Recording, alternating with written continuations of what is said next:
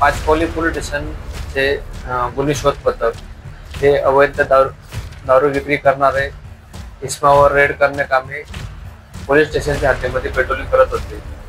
इंदुता चौक येथे त्यांना एक संशयित होंडा एमएच कार दिसली। तिला थांबवून तिची तपासणी केली असता तिच्यामध्ये चार बॉक्स विदेशी दारू आणि बियरची बॉटल मिळून आली।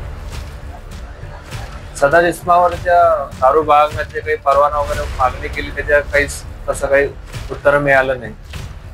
पोलीस स्टाफ यांनी सदर कार व इस्माला पोलीस स्टेशनला आणलं वर कायदेशीर कारवाई करून त्याच्यावर पोलीस स्टेशन अपराध नंबर 437/25 दारूबंदी अधिनियमनुसार व मोटर व्हेकल नुसार गुन्हा दाखल झाला।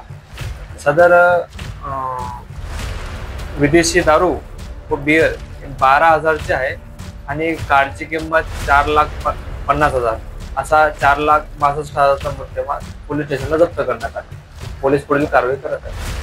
कुठल्या पोलीस अधिकाऱ्यांच्या मार्गदर्शनात ही कारवाई करण्यात आली?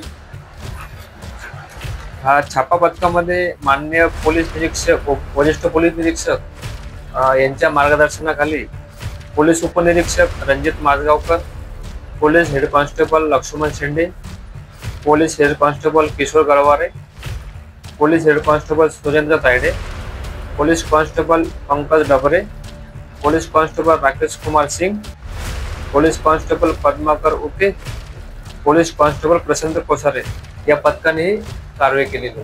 सदरची कारवाई हे माननीय पोलीस आयुक्त रवींद्र सिंघल साहेब, माननीय सहपोलीस आयुक्त रवींद्र चंद्र रेड्डी साहेब, माननीय अप्पर पोलीस आयुक्त राजेंद्र दाभाडे साहेब, माननीय पोलीस उपायुक्त परिमंडल 3 महक स्वामी मॅडम, लकडगंज विभाग माननीय एसीपी श्वेता खाडे मॅडम यांच्या मार्गदर्शनाखाली ही रेड कारवाई जप्ती पंचनामा कारवाई केली।